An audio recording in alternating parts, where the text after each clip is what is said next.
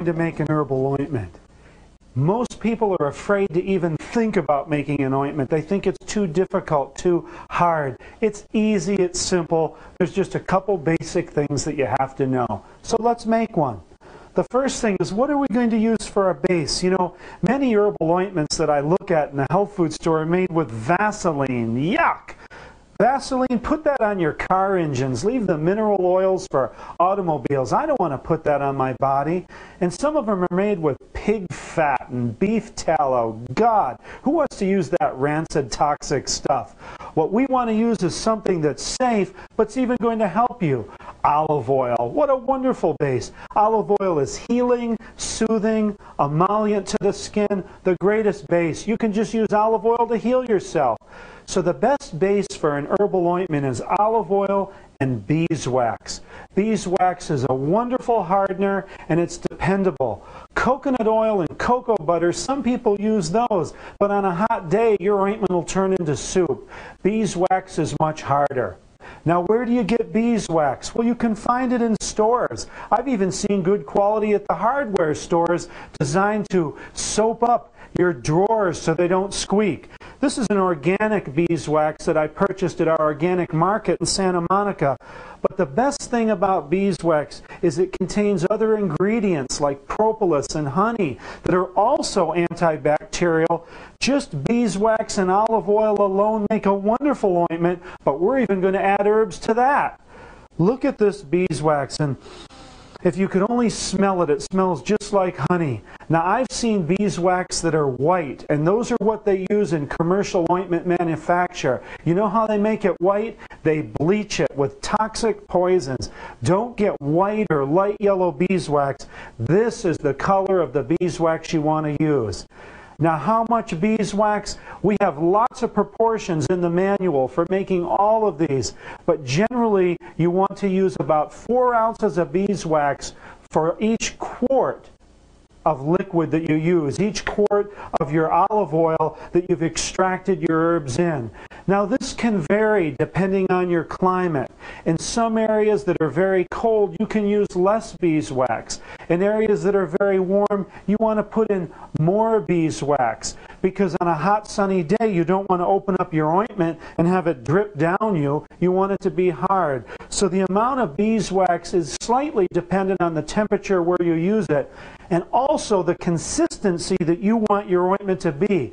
You may want to make one more like Vaseline, and if you're going to do that, then put less beeswax in. If you want a stiff, harder ointment that you can work into the body, put more beeswax in. Hillary, could you get us that ointment that we made this morning?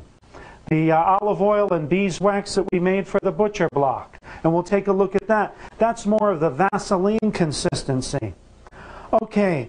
So our olive oil, we've put herbs in this olive oil, and we've soaked them for at least 2 weeks. It's very important.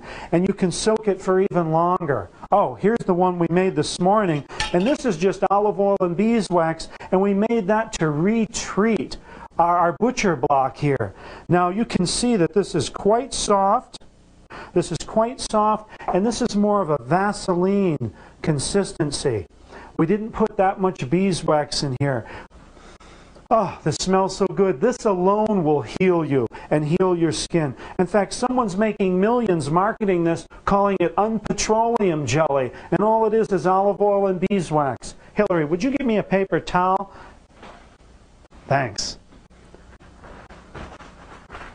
So now we've let our herbs soak in our olive oil, and at least for 2 weeks. Now you can use some fresh herbs, but it's quite dangerous because fresh herbs contain water. And if there's one thing you never want to put in your ointment, it's water. It'll go rotten and moldy on you. You know, there's some of the top herbal books out there will tell you to make ointments with water and oil. And last I knew, they don't mix together, and you'll end up with a rancid mess. It'll mold on you. And I've asked these herbalists why they wrote that, and they said, well, they never really made ointments, but that's how they heard you do it. Believe me, it won't work. Don't get water near the area where you're going to make an ointment. Now we've had our herbs in here soaking for 2 weeks. You can use any herbs, but use them dry. Dried plantain for a plantain ointment, comfrey for a comfrey ointment, chickweed, mullein, anything that you want. Put them in here. You can put cayenne in here, you can put garlic, golden seal, whatever you want to do, put them in your oil. And now the first thing we're going to do is squeeze them out. Hillary, would you give me a hand here? Cotton cloth. You can just go to any store that sells different types of material and buy a bolt of this or a piece of this. This is just natural, unbleached cotton, very soft. You can almost see through it. And this is what we use to filter everything, tinctures, oils, you name it. Now, if you're on your own and you don't have a great helper, you can just put a rubber band around here, but be careful. Mainly what we're going to do now is take our olive oil that's had the herbs soaking into it and pour it right through this cotton into this bowl. Now, of course, it won't do this very fast. It's going to take its time.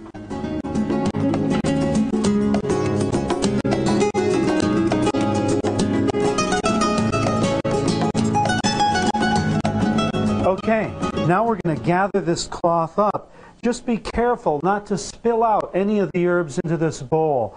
And then lightly bring it together. If you're a little clumsy, you can always put a piece of string around there, but just hold it tight and then lightly squeeze to force that oil through that has the healing properties of these herbs impregnated into it, but you don't want to get the herbs in your ointment. If you get a few little herb powders in, fine. It just makes a richer ointment. But generally, we want to make sure that we squeeze this out well. And you can even twist it a little bit and turn it, which puts pressure on it to get that oil out.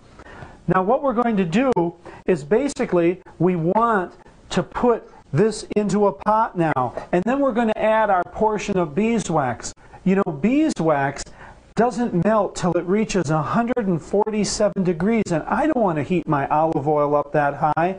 Most people just take a chunk of this and put it in and then cook that olive oil for an hour, and that makes the olive oil rancid and destroys many of the chemical properties of the herbs. Okay, Hillary, I think we got it all out of there. You can just take that to the sink. Make her do all the messy work. Now we want to get our beeswax ready. And again, look in the manual so you can determine the exact amount of beeswax that you want to use. Now, beeswax is very hard, and if you try cutting it with a knife, the knife's going to get stuck in the beeswax. You might even cut yourself.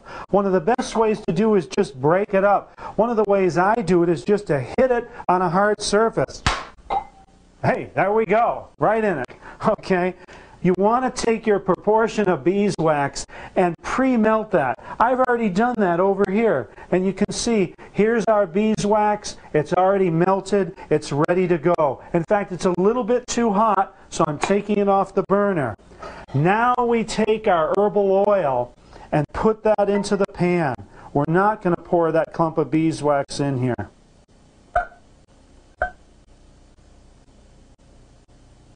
And Hillary, could you take this for me, please? Now we just have our squeezed herbal oil into this pan. And what we're going to do is just warm that up a little bit. You know, a tool that's very easy to find and that can really help you with this is just a little thermometer. I have a few of them here, and you can buy these in any grocery store. This one goes from, oh gosh, 0 to 220 degrees Fahrenheit. That's a great range, so we can check the temperatures of our oil and beeswax. But basically, the main thing you want this for is not to overheat your oil. That's the biggest mistake you can make. So as we slowly warm up this oil, we're going to check a temperature on it and see what we have. Right now it's room temperature. It's just going to take a minute to warm up. The whole idea is if I can warm that oil up to about 120 to 30 degrees just for a few minutes, I can pour this melted beeswax in and it won't harden. It'll mix with that warm oil, give us enough time to get it into the jars, and that's where it'll do its hardening. So I'll show you how to do that now. Okay, Our ointment's just about the perfect temperature, right around 128 degrees. So that's warm enough. We don't want to heat it any higher than that. Remember, this is precious. This is our olive oil with our herbs in it. We really don't want to heat this too high. Then we take our already warmed beeswax and we can pour it right into this. Right into it. And since the olive oil is warmed up, the beeswax won't harden right away. Now, if we didn't warm the olive oil, the beeswax would harden immediately. So you want to make sure that olive oil is warmed up. And then, Hillary, can you get me a wooden spoon? And I'm going to clear my space a little bit here. In fact, I'd like to hand you these knives if possible. Thank you. And we want to make sure that that beeswax has really mixed with the herbal oil. So we want to stir it and really make sure it's mixed well together. And you can see we have no problem here. Now here's a critical point.